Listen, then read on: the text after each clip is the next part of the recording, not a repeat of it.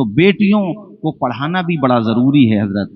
اور میں آپ کو بتاتا چلوں، ہاں بھائی آپ پڑھیں گے ہسٹری تو حیرت میں پڑ جائیں گے. میں نے ایک نام پڑھا تھا حضرت حفصہ بنت سیرین، یہ محمد بن سیرین جو بہت عظیم محدث ہیں ان کی سگی بہن ہے. سن 101 ہجری میں ان کی وفات ہوئی تھی. آپ کو سن کے تعجب ہوگا کہ اس زمانے میں گھروں کے در و دیوار سے علم کی خوشبو آیا کرتی تھی. انہوں نے اپنے گھروں میں بچوں کو اور بچیوں کو پالنے کے لیے جو رواج ڈیولپ کیا تھا، وہ گانے سنا کر کے لوریاں نہیں دیتے تھے، قرآن مجید کی تلاوت کی لوریاں دیا کرتے تھے. سبحان اللہ. ایسا ماحول تھا مولانا مبشر صاحب. میں نے پڑھا، آپ یقین مانے خوشی سے آنکھوں سے آنسو بہنے لگے. یا اللہ، کیا وہ دور دوبارہ نہیں آ سکتا؟ ہم کوشش کریں تو اس دور کی کچھ نہ کچھ تو رمق آ سکتی ہے. مادھوپور میں، ہمارے بھارت کے الگ الگ صوبوں میں، قصبات، دیہات، ولیجز میں اگر ہم کوشش کریں گے انشاءاللہ تو وہ دور پلٹ کے آئے گا. عہد رفتہ کی یادیں زندہ ہوں گی. حفصہ بنت سیرین کے بارے میں اپنے وقت کا عظیم محدث، ان کا سگا بھائی محمد بن سیرین کہتے ہیں، میری بہن نے میرے گھر کے ماحول سے ایسا اثر قبول کیا کہ محض 12 سال کی عمر میں وہ قرآن کی حافظہ بن گئی تھی. سبحان اللہ. سبحان اللہ. بے شک. سبحان اللہ. سبحان اللہ. صرف 12 سال. ہمارے وہاں کے بچے 12 سال تک پب جی گیم کھیلتے ہیں حضرت، اسنیپ چیٹ چلاتے ہیں ہمارے بچے. ابھی ہوش کے ناخن نہیں لیے کہ فیس بک میں لگ گئے ہمارے بچے. اور اسی کے نتائج ہیں کہ یہ جو بچیاں مرتدہ ہوئی ہیں معاذ اللہ، ارتداد کی راستے پہ گئی ہیں. اس میں 50% تو وہ ہیں جو موبائل کی وجہ سے بے راہ روی کا شکار ہو گئی. غلط ہو تو بول دیجئے گا میرے سامنے. 50%. اور جو باقی 50% بچیں ان میں سے 40% وہ ہیں جو مخلوط تعلیم کی وجہ سے سازش کا شکار ہو گئی حضرت. باقی 10% میں اور بھی اسباب رہے ہوں گے، غریبی رہی ہوگی یا کچھ بھی وجہ رہی ہوگی. اس لیے میرے ساتھیوں، ہمیں اپنی بچیوں کو کنیزان فاطمہ زہرا بنانا ہی پڑے گا. ان کی کوکھ سے اگر تم یہ چاہتے ہو کہ وقت کے بڑے بڑے علماء، وقت کے بڑے بڑے قائدین پیدا ہوں، تو اس سے پہلے ہمیں بڑی بڑی مائیں پیدا کرنا پڑیں گی. سبحان اللہ. سبحان اللہ. تبھی بات بنے گی. اور صرف قرآن کی حافظہ نہ تھی، وہ مطالب بھی جانتی تھیں، معانی بھی جانتی تھیں. ہر آیت کس پس منظر میں ہے، پیش منظر کیا ہے، شان نزول کیا. صرف 12 سال کی عمر کیا ہوتی ہے. کہتے ہیں محمد بن سیرین کے ایک دن میں آدھا قرآن پڑھتی تھی فیضی صاحب. سبحان اللہ. سبحان اللہ. واہ. مولانا عطاء الرحمان صاحب ماشاءاللہ اشرفیہ کے سن 1994 کے فارغ ہیں ماشاءاللہ. آج بڑی خوشی ہوئی مجھے ملاقات کر کے کہ اتنے قدیم یہاں فارغین موجود ہیں. میں سب سے کہہ رہا ہوں میرے ساتھیوں، کیسا انہوں نے گھر کا ماحول بنایا ہوگا. آج ہمارے گھر میں بیٹیوں کو قرآن پڑھے ہوئے 11 مہینے گزر جاتے ہیں، ان کے جزدان پہ گرد و غبار جم رہا ہے قرآن مجید کے جزدان پہ. بیڈ روم روزانہ صاف ہوگا، پردے روزانہ صاف ہوں گے، مگر ہائے رے ناکامی، ہائے رے افسوس، نہ مردوں کو توفیق ہے نہ عورتوں کو توفیق ہے. ہم بھی کیا خوب ہیں جینے کی ادا بھول گئے، اپنے اسلاف کے نقشے کفے پا بھول گئے. منزلیں پانا تو ٹھہرا ہے بہت دور کی بات، اتنا بھٹکے کہ خود اپنا پتہ بھول گئے. واہ واہ. ماشاء اللہ. بہت خوب. روزانہ اگر آدھا پارا بھی گھر میں پڑھا جائے تو برکتیں آسمان سے اتنی نازل ہوں گی کہ تم سے دیکھو گے تو انشاءاللہ دل کے پیمانے آنکھوں سے چھلکنے لگیں گے خوشی کی وجہ سے. روزانہ آدھا پارا بھی ہر گھر میں پڑھا جائے. نہ مرد پڑھ رہے نہ عورتیں. اور وہاں پہ کہتے میری بہن آدھا قرآن اور دوسرے دن میں پھر آدھا، تو مطلب یہ ہوا کہ 2 دن میں ختم قرآن جس گھر میں پڑھا جا رہا ہو. یار بہن قرآن پڑھ رہی ہے گھر میں، بھائی حدیث کا سبق دے رہا ہے گھر میں، تو اندازہ لگاؤ ان گھروں سے جو نسلیں تیار ہوتی تھیں وہ عام نسلیں نہیں ہوتی تھیں. وہ رجال حدیث بنتے تھے، وہ محدث بنتے تھے، وہ مفسر بن کے زمانے میں چمکتے ہوئے نظر آتے تھے. سبحان اللہ. سبحان اللہ. اور ایک کمال کی بات تو یہاں تک لکھی انہوں نے، فرمایا کہ فن قرات میں تو میری بہن کو اللہ نے اتنی مہارت دی فن تجوید و قرات میں کہ کبھی کبھی میرے اسٹوڈنٹ کوئی سوال ایسا کر دیتے کہ جس کا آنسر میرے پاس بر وقت نہیں ہوتا. میں سوچتا کتابیں کیا دیکھوں، जाता घर पे अपनी बहन से पूछता, हफ्सा मेरी बहन जरा बताना इस सवाल का जवाब क्या है। कहते कमाल ये था मेरी बहन को भी किताब देखने की जरूरत नहीं पड़ती थी, बगैर किताब देख के फौरन जवाब दे दिया करती थी। अल्लाह ने ऐसा मकाम, सुभान अल्लाह, सुभान। आप बना दोगे माहौल, वो माहौल बन जाएगा। अभी फैजी साहब से बात हुई, हबीबुल्लाह भाई से, अभी घर पे मैं गया, बड़ी मेहमान नवाजी की, बल्कि मैंने अजराहे मजाह ये कहा कि यार पता नहीं, कैमरे को सामने कह रहा हूं मैं, ऐसा तो है नहीं कि दुनिया देखेगी।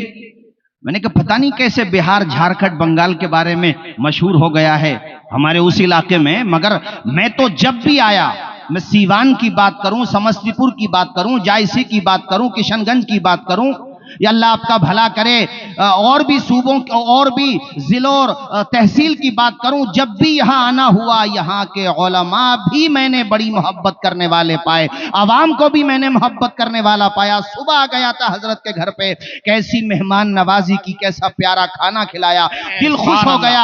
बल्कि मैंने मौलाना नौमान अख्तर साहब फाइकुल जमाली से कहा तो कहने लगे बद अच्छा बदनाम बुरा हजरत, वो बस हो गया है जो हो गया है, लेकिन हम जब भी बिहार आए हैं, बंगाल आए हैं, झारखंड आना हुआ है, अभी मैं मरकजी दारुल क़िरात में भी आया, खुदा की कसम मुझे कोई फर्क नजर नहीं आया, यूपी, बिहार और बंगाल में, झारखंड में कोई फर्क नजर नहीं आया। और अब तो अल्हम्दुलिल्लाह आपके इस खित्ते में भी इल्म के चिराग रोशन होते चले जा रहे हैं। आप जमशेदपुर जाइए, फैजुल उलूम का मनारे नूर देखिए और दारुल क़िरात का भी मनारे नूर देखिए। वाह वाह, नारे तकबीर। आप माधोपुर आइए तो यहां पर एक तरफ हमारे हबीबुल्लाह फैजी जैसी बुलबुल को देखिए जो चहक रही है, सुभान अल्लाह। और ये तो ऐसे चहके हैं, अभी मुफ्ती शहादत साहब से भी काफी जमाने बाद मुलाकात हुई, हम लोग 16 या 17 में एक साथ ही हज पे थे, माशाअल्लाह, जोर से तो बोल दो सुभान।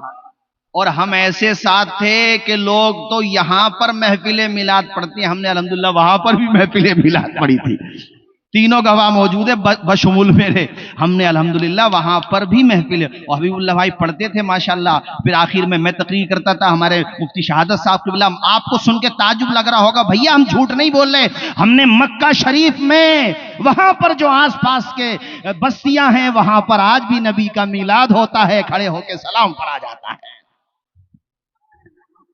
अल्हम्दुलिल्लाह। हजरत मौलाना वशीर साहिब क़िबला आज भी मिलाद होता है। अरे इन्होंने जाहिर में ही तो प्रतिबंध लगाया है, दिलों को ना ये बदल सकते हैं ना इनका बाप बदल सकता है, दिलों में आज भी वही मोहब्बत मौजूद है जो हमारे इमाम अहमद रजा ने दी है। हम जब भी जाते थे हरम शरीफ, फौरन ख्याल आता था हरम की जमीन और कदम रख के चलना, अरे सर का मौका है ओ जाने वाले। तो बात भाइयों, बात आगे बढ़ गई। मैं ये कह रहा था, मौलाना जहांगीर साहिब, गुलाम दस्तगीर साहिब क़िबला, हौसला रखिए, हिम्मत रखिए, और हमारे हजरत गुलाम रहमानी साहब की दुआएं भी आपके साथ हैं। आज थोड़ी मजबूरी हजरत के साथ आगे, वरना वो भी तशरीफ लाते, अल्लाह उनकी अहलिया को शिफाए आजिल अता फरमाए। हजरत तवज्जो फरमाइए, कैसा जबरदस्त माहौल बनाया।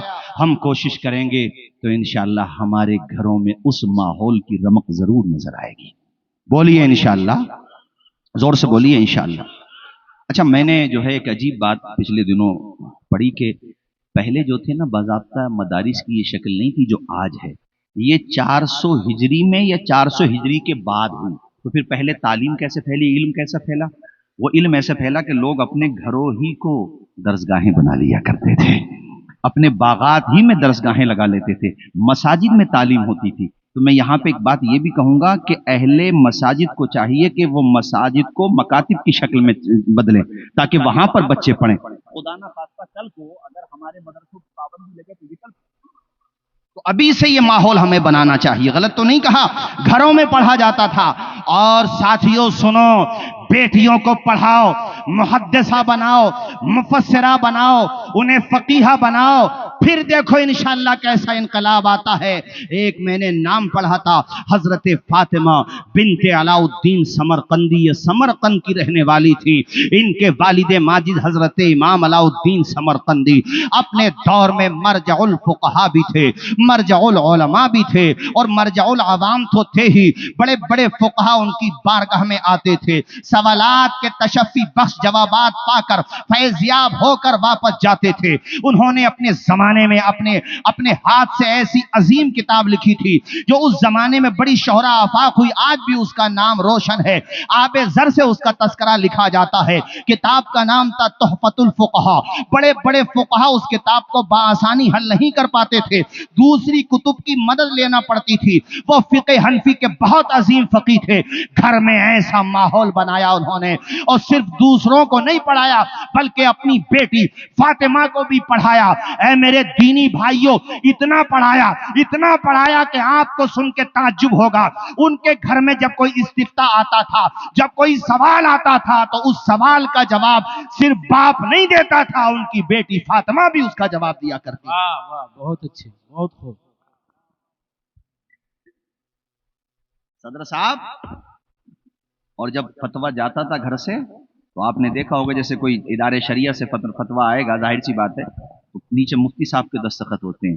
खुदा की कसम हैरत होती है पढ़ करके और सुन करके कि काश वो दौर आए, अल्लाह करे वो दौर वापस आए कि जब उनके घर से फतवा जाता था तो अलाउद्दीन समरकंदी का तो नाम होता ही था, उनके नीचे उनकी बेटी फातिमा का भी नाम हुआ करता था। जरा जोर से बोलो ना यार, सुभान अल्लाह, और मचल के बोलो सुभान अल्लाह, सुभान अल्लाह। और फैजी साहब, इल्म का शोहरा बहुत ज्यादा हो गया और पूरी किताब अपने अब्बा जी की लिखी हुई जबानी याद कर ली, जिसके मुतून को हम आसानी से देख के नहीं पढ़ सके, उन्होंने जबानी याद कर ली। जबानी हाफिजा हो गई, शोहरा हो गया पूरे समरकंद ने, समरकंद का वजीर आजम, जिसको खलीफा कहते थे उस जमाने में, अमीरुल मोमिनीन रिक्वेस्ट पे रिक्वेस्ट भेज रहा है कि मैं आपकी बेटी से निकाह करना चाहता हूं। जिसके तहत पूरा मुल्क आता है, उसका रिश्ता घर पे क्यों आया? दौलत की वजह से, हुस्न की वजह से, खूबसूरती की वजह से नहीं, इल्म की वजह से।